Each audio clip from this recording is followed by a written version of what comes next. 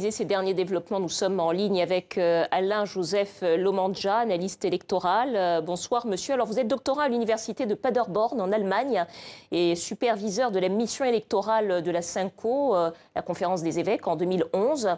Alors la Cour constitutionnelle a confirmé, a écarté les recours en contestation de la présidentielle et confirmé la victoire de Félix Tshisekedi.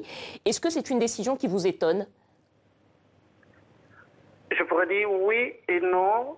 Bon, non, parce que quand je regarde la composition actuelle de la Cour constitutionnelle, je ne suis pas du tout étonné qu'elle rende cet arrêt parce qu'elle est majoritairement composée des personnalités proches du pouvoir et elle avait déjà montré par le passé que ces arrêts s'alignaient généralement sur les positions du gouvernement. Et en plus, on attendait du candidat de l'opposition en 48 heures qu'il dépose toutes les preuves matérielles de son élection, ce qui n'était pas possible au moment où le pays était en blackout et que les témoins de l'opposition ne pouvaient pas travailler convenablement. Donc je ne suis pas étonné de l'arrêt qui est rendu. Ce qui étonne plutôt, c'est le moment où cet arrêt est rendu. Il est rendu la nuit, après minuit, et c'est un peu étonnant.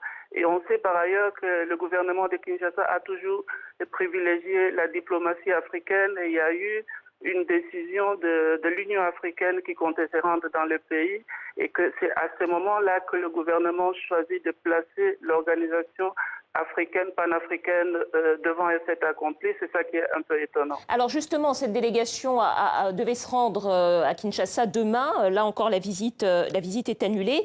À votre avis, est-ce que c'est le signe d'un retour en arrière après leur prise de position très forte, puisqu'ils avaient exprimé des doutes sérieux, je les cite, sur les résultats provisoires? Je ne pense pas que ce soit plus un retour en arrière. Je vois cela comme une conséquence logique du fait accompli devant lequel le gouvernement de Kinshasa les a placés. À quoi aurait servi ce déplacement? Parce que je pense qu'ils venaient d'abord pour essayer de prendre langue avec toutes les parties et essayer de consolider le dialogue et la paix après ce processus électoral qui s'est déroulé, comme on sait. Et au moment où la Cour constitutionnelle s'était déjà prononcée, je ne vois pas à quoi ça aurait servi, surtout que l'on sait qu'il y a beaucoup de divisions au sein des organisations régionales. On a d'un côté la SADC qui soutient le gouvernement de Kinshasa et dont le soutien ne favorise pas le dialogue interne entre les partis en présence. Et vous avez d'autres organisations qui essaient d'appuyer pour que la vérité des urnes soit connue. Ce que l'arrêt de la Cour constitutionnelle n'a pas contribué à faire éclater en public. Est-ce que ça veut dire, à votre avis, que l'Union africaine n'a pas d'autre possibilité à terme que de reconnaître les nouvelles autorités congolaises? Je pense qu'il s'agit d'abord de voir quelles dynamiques internes se mettent en place. Est-ce que les acteurs en présence à RDC au niveau interne, est-ce que le nouveau président élu, proclamé par la Cour constitutionnelle, pourra élargir les dialogues avec les acteurs de l'opposition pour essayer de former une dynamique interne de gestion pacifique du pays?